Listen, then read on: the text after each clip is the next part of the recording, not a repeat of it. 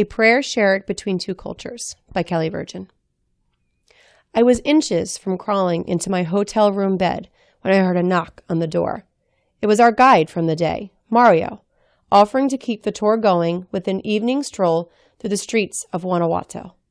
The day had already been so jam-packed with activity. I had toured local elementary schools and telesecundarias. I had met so many friendly teachers and warm parents and eager students. I had ridden through the rolling hills of the countryside and gathered around a long table to dine on homemade tortas and mole and tamales. My feet ached, and my body screamed for me to turn down the offer. But a small voice inside my head whispered encouragement, and so I hurried out of the room after Mario. Together with 5 other teachers from the trip, we followed Mario up steep hills, down winding alleyways, through vibrant squares, and listened intently as he told us stories of his great city. This is where Pipila, a great hero of the War of Independence, stands, watching over the city, he said while pointing to a massive statue at the top of a steep hill. And this is where couples from all over Mexico come to share a kiss, he explained while leading us through the legendary Callejón del Beso. I was so engrossed in the sights and stories that I hardly noticed when we walked into one of the homes lining the small street we were wandering down. As I crossed the threshold, Mario explained, "And this is my childhood home. Come, I want you to meet my father." Walking into Mario's home was like walking into a new and unfamiliar world. A tree sprouted in the center of the house, and small rooms circled the open-air atrium like petals on a daisy. Mario quickly led us around the indoor garden and into a dimly lit bedroom. As we filed into the room and one by one began to realize the sudden shift in our situation, a quiet hush fell over each of us. We stood, semicircle, around a single hospital bed and diverted our eyes away from its frail, dozing occupant.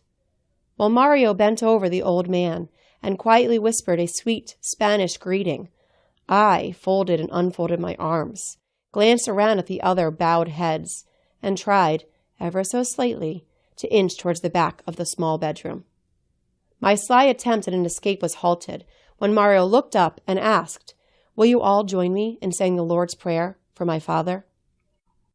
I'd only spent 2 years as a Catholic school kid and rarely went to church after my parents moved me to public school, but as I joined hands with the others, the words found their way to my lips. "Our Father, who art in heaven, hallowed be thy name." And with each whispered sentence, the tension slipped from the room. "Thy kingdom come, thy will be done, on earth as it is in heaven." And the quiet words mingled with the sick man's raspy breaths as he joined us in the final line. "And lead us not into temptation, but deliver us from evil." On our way out of the room, we paid our respects one by one.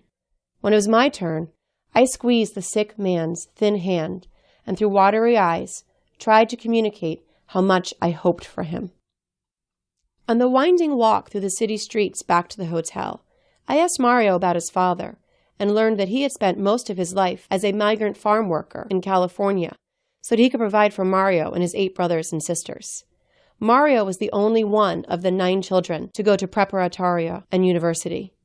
He confessed to feeling guilt over the expense his education had cost his father, and I could hear the sadness lining his voice. It's been years since that backroads tour of Guanajuato, but I still think about Mario and his father. I wonder how much time they had left together after that night, and I wonder if Mario was ever able to feel he had fully repaid his father for his sacrifices. And I thank them. I thank them for giving me a chance to see into their lives, a chance to walk behind the door that separates our cultures, and a chance to learn more about myself and about humanity by inviting me to whisper a few lines of a prayer with a sick old man and his grieving son. A Prayer Shared Between Two Cultures by Kelly Virgin.